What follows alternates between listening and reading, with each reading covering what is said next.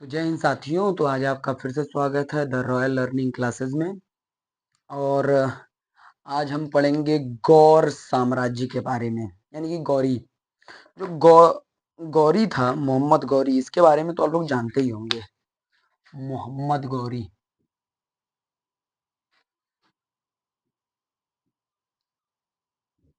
गौरी मोहम्मद गौरी जो था, इसके बारे में जानेंगे, ठीक है। तो उससे पहले, जानने से पहले आप लोग ये भी जानते हैं कि पृथ्वीराज चौहान के बारे में जानना होगा, ठीक है।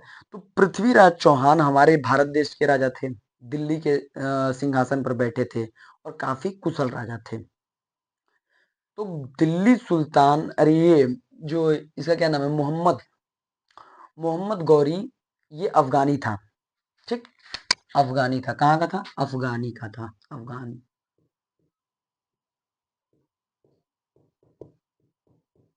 अफगानिस्तान का था, ठीक है। अफगानिस्तान का था। और ये कहाँ पैदा हुआ था? गौर में। गौर में। जो गौरी एक अफगानिस्तान में शहर है, गौर नामक।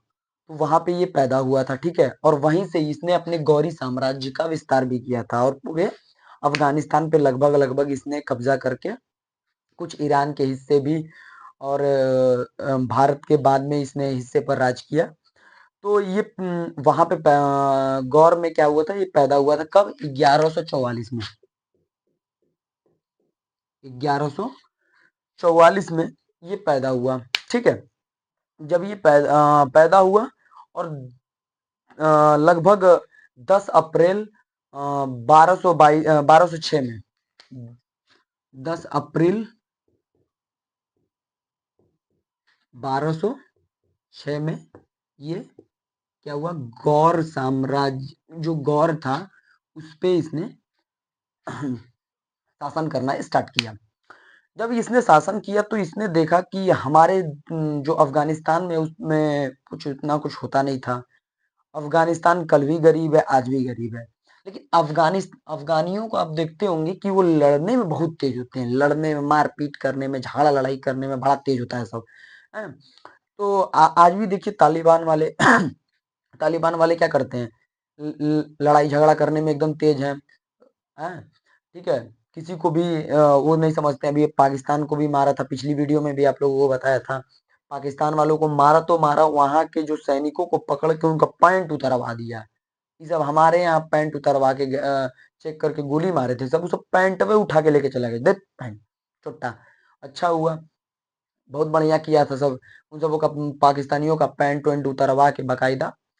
तो उन सबों को तो खैर की, खैर वो सारी बातें अभी इस समय की हैं। लेकिन हम बात कर रहे हैं गौरी साम्राज्य की। तो ये मोहम्मद गौरी क्या करता है कि जब भी आता है तो ये भारत देश की तरफ बढ़ना चाहता है। अफगानिस्तान पे कब्जा करने के बाद ये सोचता है कि भारत पे थोड़ा बड़ा आए जाए। भारत में अब मोस्टली जो राजा थे, जो अफगानी आए थे, वो इसलिए आते थे ताकि उन लोगों को धन इकट्ठा हो कर सकें। इसलिए धन के लिए, धन इकट्ठा करने के लिए वो आते थे। और इनके कारण में हमारे देश में क्या था, सोने की चिड़िया थी। सोने की चिड़िया होने की वजह से इन लोगों को समझ में आता था कि यहाँ पे धन बहुत ज्यादा है, धन तो था ही। इसलिए ये लूटने के चक्कर में वहां या हमारे यहाँ से धन ले जाने के चक्कर में आते थे। अब इनके यहाँ कुछ नहीं होता था, ऐसा कुछ कुछ पैदा भी नहीं होता था, ना आर्किटेक्चर थे, ना कुछ था। तो इनके यहाँ कुछ होता नहीं था, सिर्फ इनके यहाँ मार धाड़ होती थी। ये सब पुराने मार धाड़ रहे हैं, मार झगड़ा लड़ाई में ये सब पुराने रहे हैं सब, ठीक है। तो मोहम्मद गौरी क्या कहता था कि बहुत चालबाज राजा था, ठीक है। तो इसने भारत पे कई बार आक्रमण किया। इसने पहली बार 1175 में मुल्तान पर किया था हमला। 1175 में कहा किया था? मुल्तान पे। मुल्तान पे। लेकिन क्या हुआ, यहाँ से मार के भगा दिया सब। चल बक, चुट्टा कहीं का, आ रहे हो यहाँ लड़ाई करने, हैं? तो उसके बाद दूसरी बार शायद गुजरात पे इसने किया था हमला 1178 में। 1178 में गुजरात पे किया था।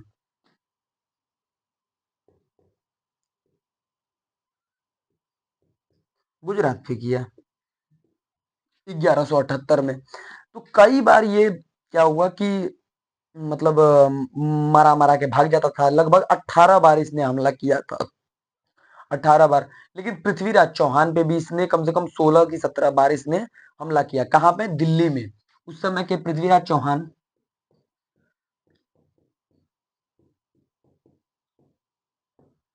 पृथ्वीराज चौ चौहान दिल्ली के राजा थे। राजपूत थे। ठीक। दिल्ली के, कहाँ के? दिल्ली के।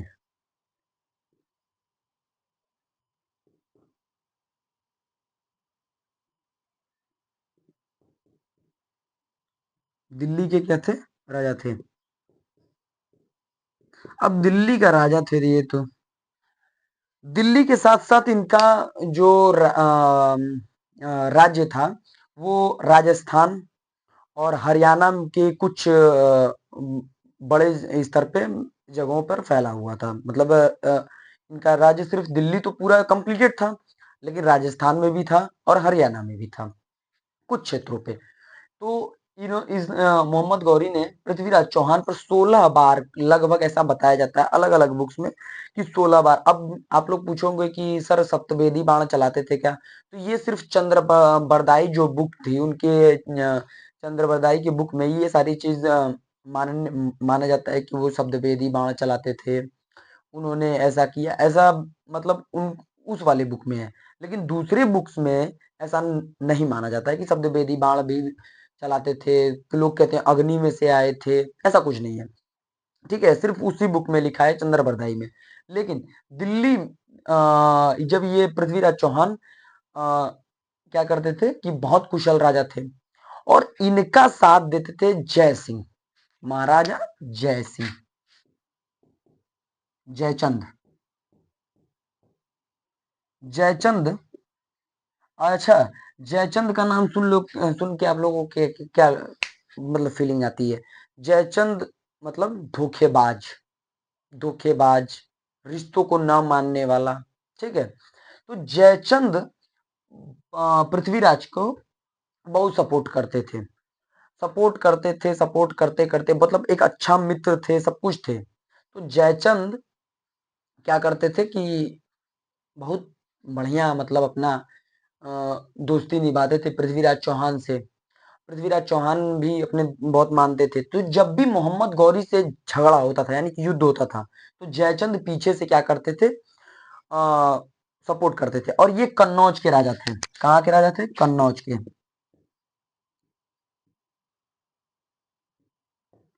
कन्नौज। कन्नौज के राजा थे। अब कन्नौज के राजा थे ही जयचंद, तो ये पीछे से सपोर्ट करते थे और बहुत मानते थे। ठीक है। तो इनकी एक पुत्री थी संयोगिता। अब सारा फूट यहीं पे होता है। जयचंद की पुत्री कौन थी? संयोगिता।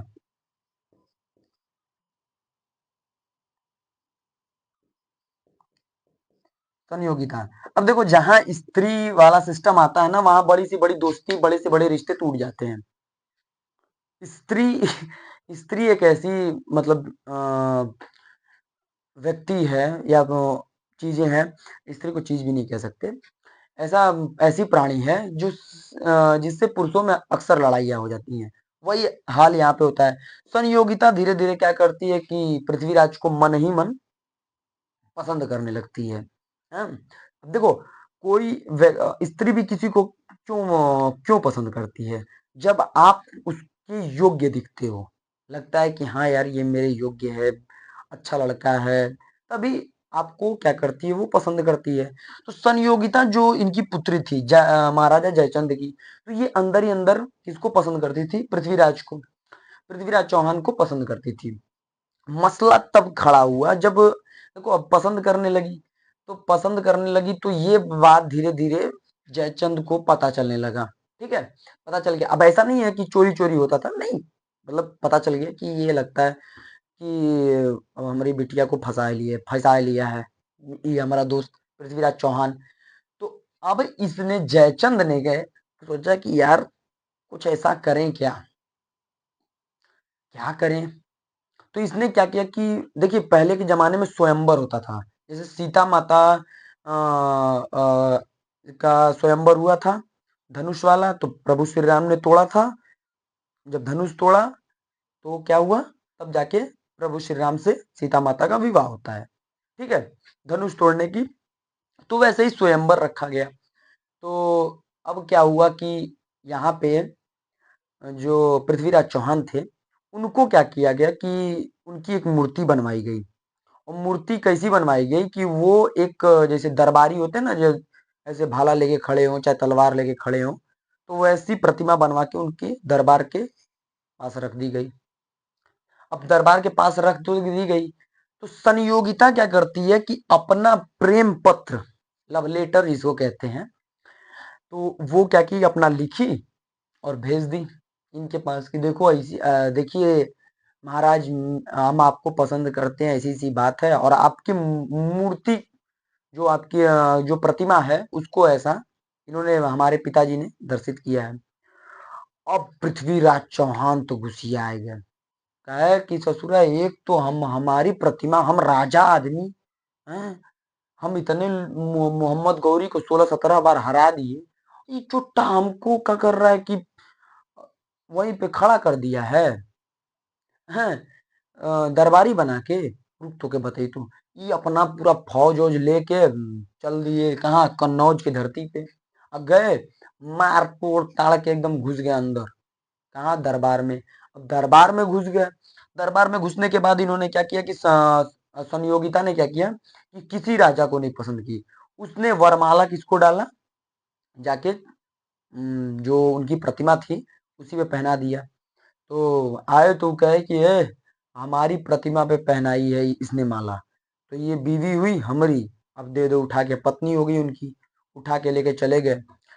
अब जो जयचंद थे ये कहे कि भरे दरबार में इतने सारे राजाओं के बीच मेरा मान घट गया, और धमकी दे के चले गए कि ऐसा है कि जिस सम्राट के दम हो वो हमको रोक के दिखाए। और उस समय पृथ्वीराज चौहान बहुत मजबूत राजा थे, बहुत कुशल राजा थे, कुशल तो थे ही, तो उनसे कोई लोहा ले नहीं पाया, तो ये लेके चले गए। अब लेके जाने के बाद क्या हुआ कि अभी से तो विवाह हो गया, अब विवाह हो गया तो पृथ्वीराज चौहान अपना धीरे धीरे क्या किए कि अपना राजा रानी अपना सही से रहने लगे हैं। और ठीक भी था यार, बिरादर इसको बेवकूफ था जयचंद, क्या मतलब था, इसको शादी कर देना चाहिए था, राजी हो जाना चाहिए था जयचंद। अगर उसने बेटी बता रही है कि नहीं हम पसंद करते हैं, तो ये भी राजा थे, तुम भी राजा थे, तुम इसके अच्छे मित्र भी थे, तुम मित्रता को अगर रिश्तेदारी में बदल दी जाती तो क्या दिक्कत है, जात पात सब मिलता था। लेकिन बकचोद, तो ये क्या किया कि अब ये चला गया मोहम्मद गौरी के पास, जयचंद अकेले भिड़ नहीं पाया। अब देखो आप कहाँ आके टूटते हो, कहाँ आप, आपका कोई भी साम्राज्य, अब देखो मोहम्मद गौरी किसी को भारत में कभी कब्जा कर ही नहीं पाता। तो कई बार अभी ये देख रहे हो, ये जब मुल्तान पर अटैक किया तो हार के चला गया, 78 में गुजरात पर अटैक किया हार के चला गया, 16 बार पृथ्वीराज चौहान पे किया तो हार के चला गया। आपकी कमजोरी जब तक किसी बाहर वाले को नहीं पता चलेगी, आप देखो आप घर में हो, आपके भाई से रोज लड़ाई होती है, मान लो अगर आपको अपने घर में दिक्कतें कम करनी है, यानी कि लड़ाई कम करनी है, तो बाहर वालों की इंटरफेयर बंद कर दो, बाहर वालों की मत सुनो। आप बाहर वालों का सुनना बंद कर दोगे, आपके घर में शांति आ जाएगी। 80% इंडिया में जो घर में झगड़ा होता है वो बाहर वालों की वजह से ही होता है।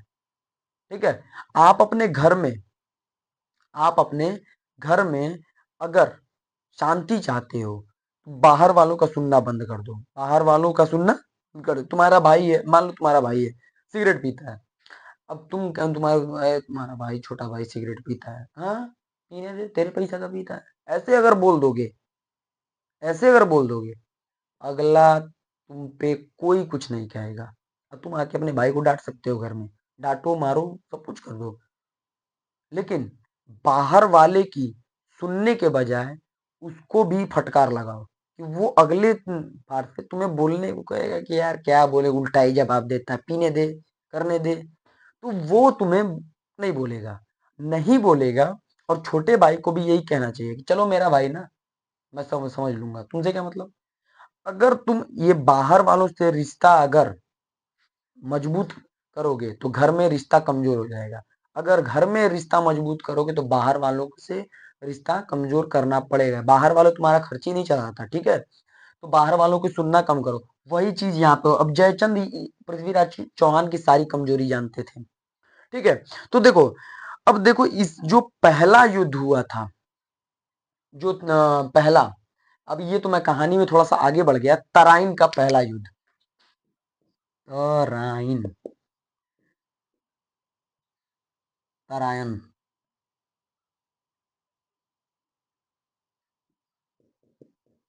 तराइन का जो पहला युद्ध था वो किस मोहम्मद गौरी और पृथ्वीराज चौहान के बीच हुआ। कब हुआ? 1191 में, 1191 में। तो उस समय तो ये हार गया था। किसके किसके, ये देखो पूछा जाता है, तराइन का युद्ध बहुत फेमस है। तो वो तराइन का युद्ध जो पहला हुआ था, पहला, तो मोहम्मद गौरी और पृथ्वीराज चौहान के बीच हुआ था। तो पृथ्वीराज चौहान ने इसको पीट के भगा दिया था। अब ई चोट्टा तो इसका सपोर्ट किया, तो तराइन का द्वितीय युद्ध हुआ, सेकंड, ये फर्स्ट है, फर्स्ट, अब ये सेकंड है। सेकंड में क्या हुआ, तराइन में, तराइन का जब सेकंड युद्ध होता है तो ये एक ठीक साल भर में ही हो जाता है, 1192 में ही होता है, ठीक है, ये 92 में हुआ। तो अभी इसका साथ देने लगे मोहम्मद गौरी का जयचंद, हार गए पृथ्वीराज चौहान, और हारे तो हारे, इनको क्या किया कि बंदी बना ले गए, किसको, पृथ्वीराज चौहान को बंदी बनाकर, और संयोगिता को भी बंदी बनाकर, ऐसा कहा जाता है कि संयोगिता को भी बंदी बनाकर वो कहाँ लेके चला गया, गौर साम्राज्य में, अपने अपने यहाँ अफगानिस्तान में। और डील इन दोनों के बीच लगभग बताई जाती है कि ये भी हुआ था कि ये जयचंद ने कहा था कि दिल्ली का जो सल्तनत है वो मैं लूंगा और वहां का सारा धन तुम लेके जाओगे। महमूद मोहम्मद गौरी इस पे तैयार हो गया था और आके सारा धन लेके तो चला गया। अब दिल्ली की सल्तनत पे इसका कब्जा हो गया। अब ये क्या किया कि ये दोनों को उठा के लेके चला गया, पृथ्वीराज चौहान को भी। अब बताओ, इतने शासक, बहुत अच्छे राजा थे, ठीक है, बहुत अच्छे राजा थे, तो संयुक्ता को भी उठा के लेके चला गया और ले जाके बहुत बुरी तरीके से मारता है। पहले प्रताड़ित करता है, इनकी आंखें निकलवा लेता है, बहुत प्रताड़ित करता है, उसके बाद इनकी हत्या करा देता है। बीच में कई बार ये भी चीजें आती है कि उन्होंने शब्द वेदी बाण लगाया कि तो ये सब मैंने बताया था कि उसी बुक में लिखा हुआ है, अन्य किसी बुक में लिखा नहीं गया है, ठीक है।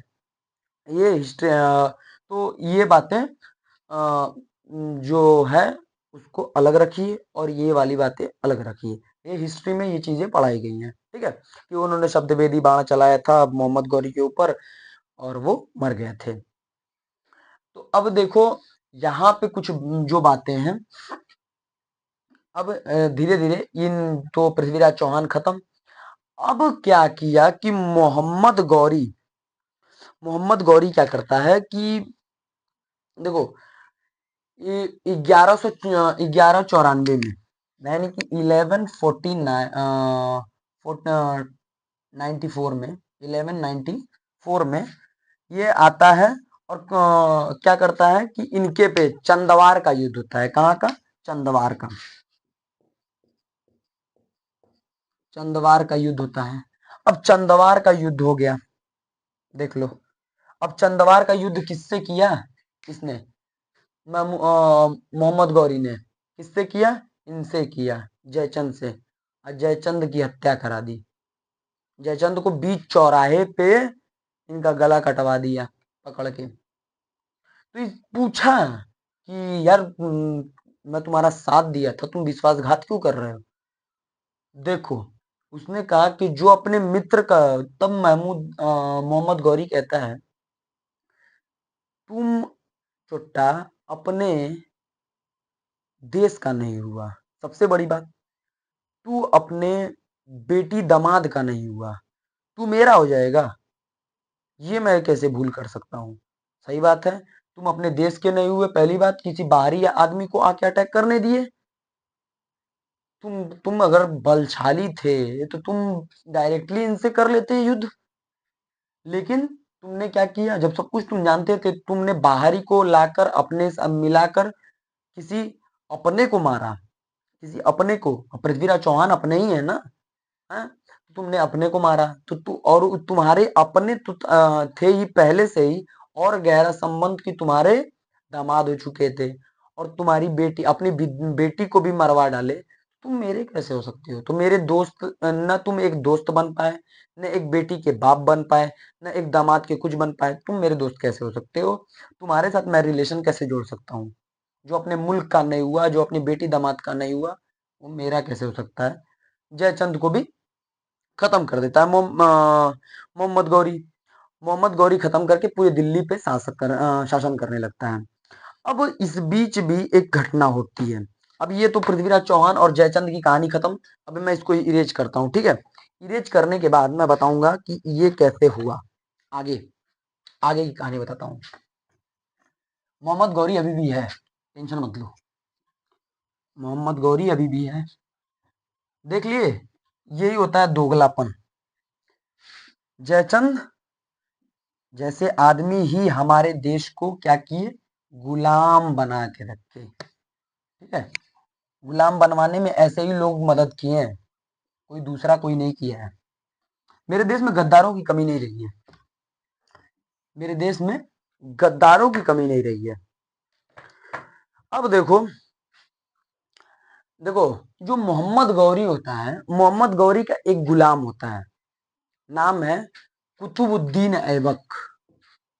अब तुम लोग को कि तो राजा भी था, बताता हूँ कैसे राजा बना है।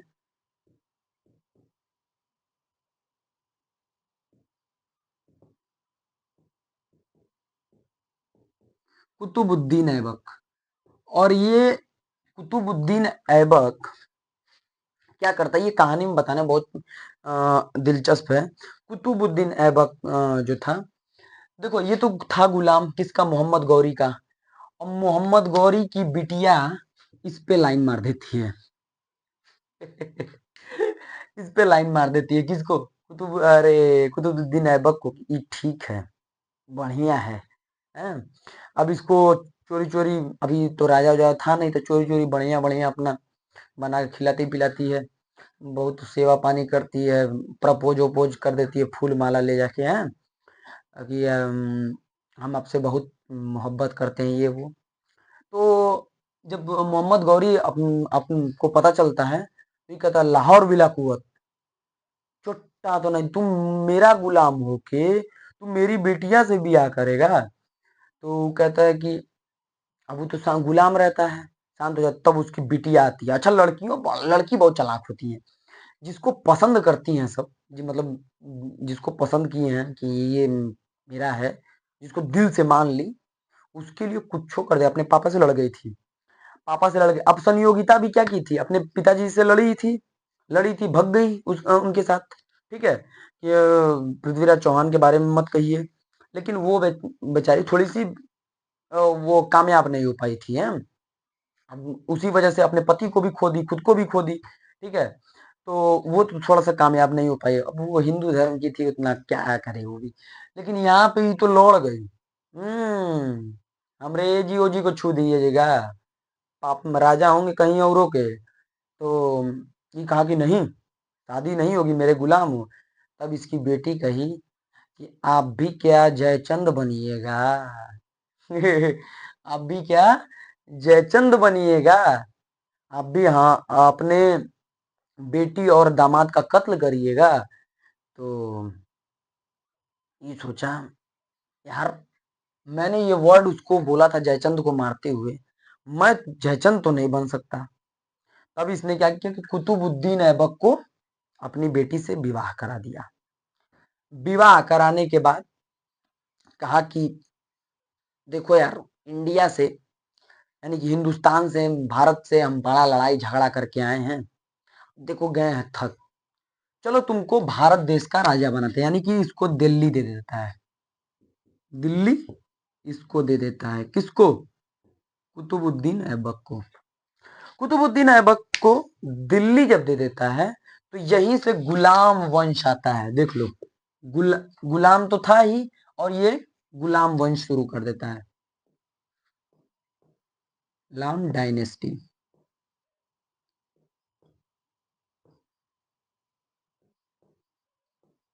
गुलाम वंश, ठीक। गुलाम वंश की शुरुआत यहीं से होती है। गुलाम वंश की जब शुरुआत होती है तो इसका एक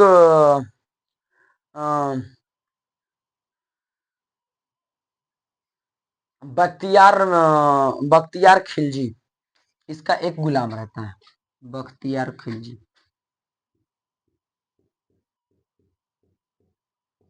यार खिलजी, खिलजी।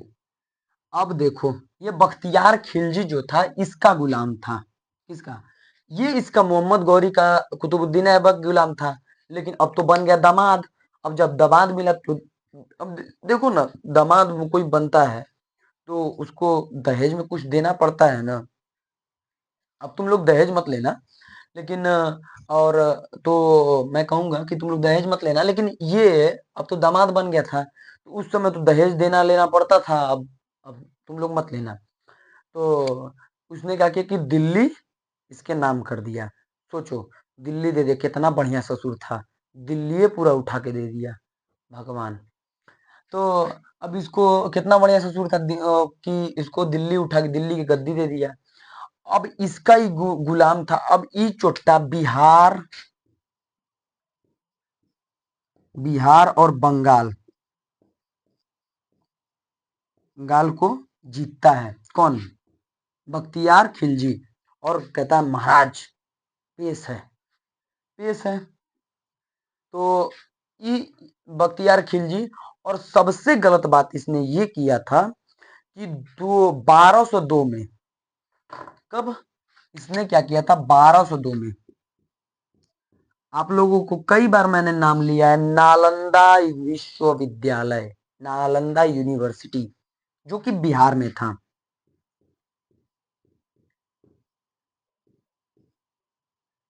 नालंदा यूनिवर्सिटी,